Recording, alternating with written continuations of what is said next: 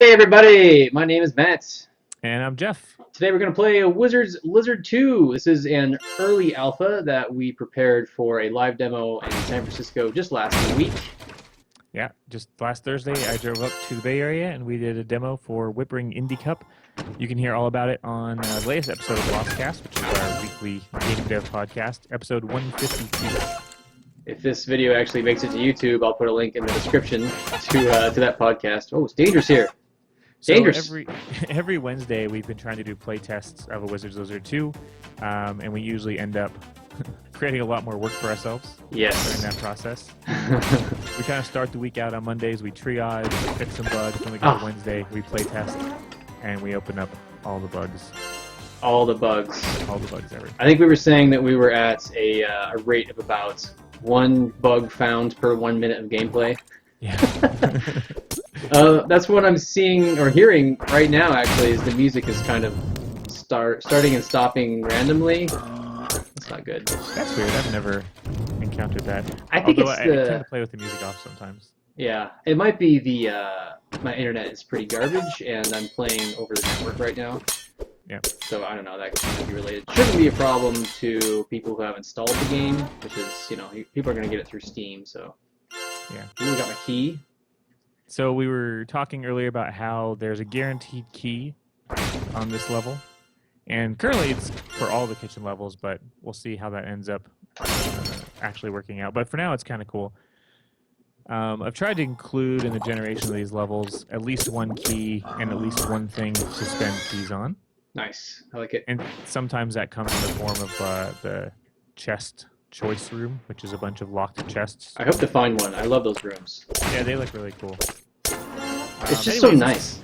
Our weekly kind of public outlet for what we've been working on with AWL2. So some of the new stuff we've recently worked on is the new slime graphics, which we saw a second ago, and maybe we'll see again. They look kind of like fruit cakes.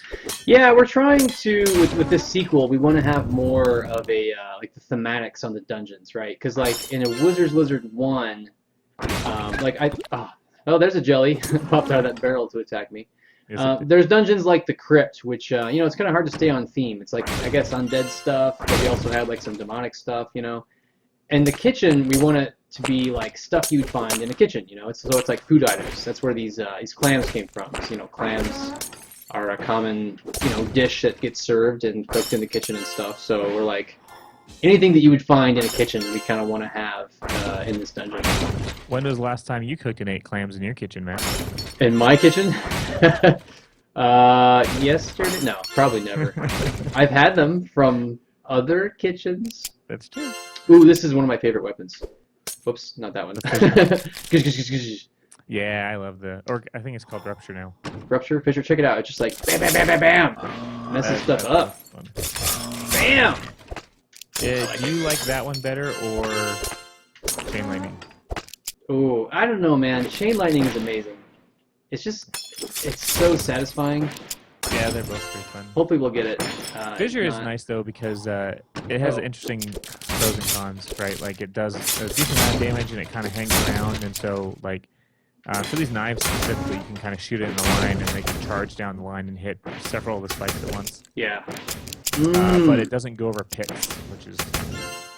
I'm going to have to trade Fissure. Although I do love Fissure, I have to trade it for my personal favorite, which is not the bees! Not the Hobin Bees. I actually do want the bees. Yes, the bees! Ooh, I'm going to mess up these jellies. Oh, yeah, look at that. I don't even have to aim.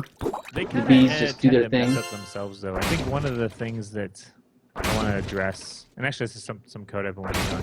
Maybe I'll talk about it more on Lostcast next week. But yeah, there's a lot of enemies where like they do friendly fire. Yeah. Like those guys, when they're in close proximity, they tend to rough each other up a little bit. They do. Which, that's a fun part of the game. I like that the monsters interact with each other and, like, stuff that's dangerous to you is also dangerous for monsters. That's... Ow! Come on. Ooh, I have a key. Yeah. I definitely agree with that. And in general, I think that it's something we want to keep. I think, though, that I want to spend a little bit of time trying to make the monster behaviors a little bit more intelligent in that they don't necessarily fire if like someone is directly in their way. Yeah. Like if they have a clear line of sight to the player, then they attack. Yeah. Just because the friendly fire is cool, but I want to make it more of a. I meant for that feature to hit this other creature. Right. It just kind of does it on its own. Yeah, we talked sometimes on the podcast about like intentional design and how it just feels better, and that you get a lot of that with a randomly generated game like this, where stuff doesn't seem intentional sometimes, and sometimes it's really not. You get this just random assortment of object placements and stuff like that. But we want it to kind of feel as hand curated as you can, even though it is randomly generated. So something else that's new is these spike trap in the corners. Their graphics are new. Yeah, I want them to look more like meat grinders. Meat tenderizers. Meat tenderizers. Yeah. So the previous ones were just kind of like generic spike traps. I don't know. Like honestly, I mean, the inspiration from that is Legend of Zelda, right? And they look just like generic spike traps. But once again, it's like we're making a kitchen here, so stuff should look like something you'd find in a kitchen. Yeah. I definitely like this iteration. I think that we need to iterate maybe one more time on this. What? Yeah. How dare you? My graphic is perfect. Never doing that over again. That's right. What are you picturing for the next pass? I don't know. I have to think about it. Ooh. Like I like the direction it's going, but I'm not like 100% on board with that implementation. So I want to think about what would maybe look better. But I don't have any good ideas. So maybe I'll come up with nothing. So all you have to offer is problems. That's right. I love this. I can afford both the map and the compass. Awesome. I'm so educated now. I know everything there is to know about this map. Ooh, look at that. You should go back one room down. All right. Because I wanted to talk about the parallax pits, which we added recently. Ooh, look at that parallax. Yeah, those are pretty fun. It was actually ended up being really simple to do. And I spent actually a whole ton of time optimizing the tile map rendering. So pretty. And that benefited from that as well. So good stuff there. This is actually a new room layout I added relatively recently. It was sort of inspired by the chicken coop. Yeah. I thought the chicken coop was really interesting, but I found myself seeing it a lot, and I wanted something similar but different. And so what this one does is it puts either a oven turret or an ice box in those four corners, and then it fills it with one of the monsters, so like pig heads, knives.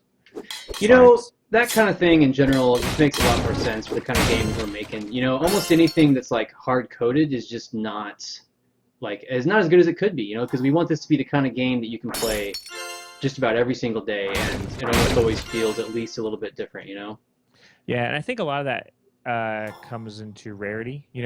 Right. You can see that room that you just saw with the ice boxes and the whatever it was. Like you can see that more often than the chicken coop.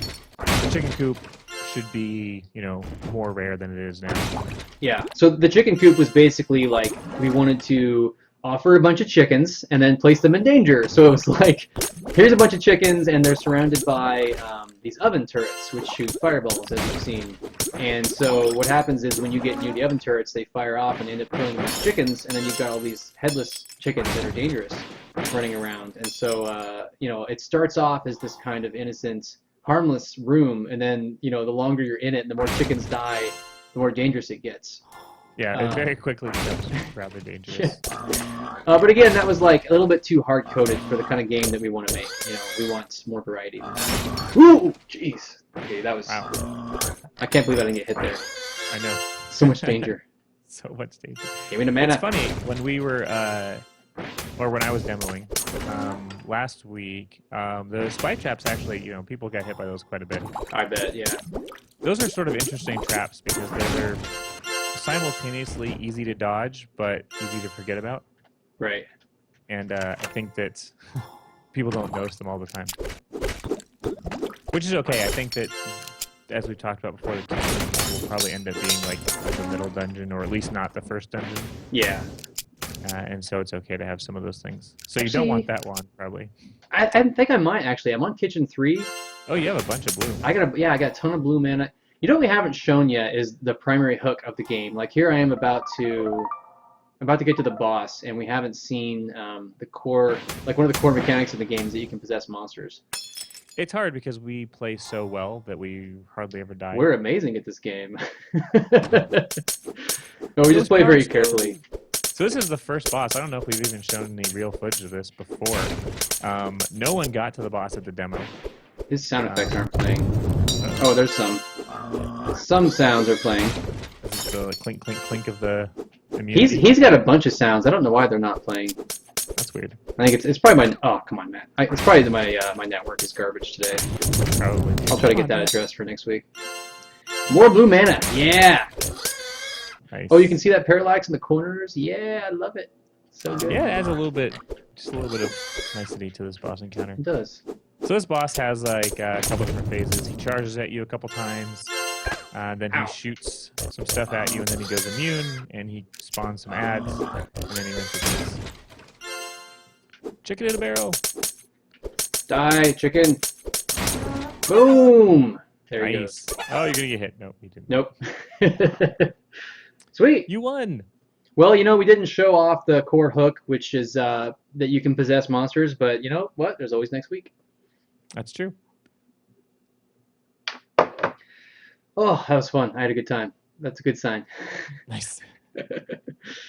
Although it's somewhat worrying that, you know, oh, we didn't show off the core hook. Like it's I actually have been kind of worried about that, like that at high level play it's possible to never even know that that hook is there, and that bothers me somewhat. Interesting. Well, you know, we can always introduce things to the game where it's like, you know, you kind of want to use the core mechanic, you know, like the hook, right? So you can like depossess your own body and possess a different monster, so that you could do something like fly across a pit, or get access to a part of the dungeon that you wouldn't normally. Something for advanced players, right? Yeah, totally. Anywho, Cool. This was a lot of fun. Thanks for watching, and we're going to start doing these on a weekly basis, so be sure to subscribe, and you'll be notified when there's future videos. Ship it.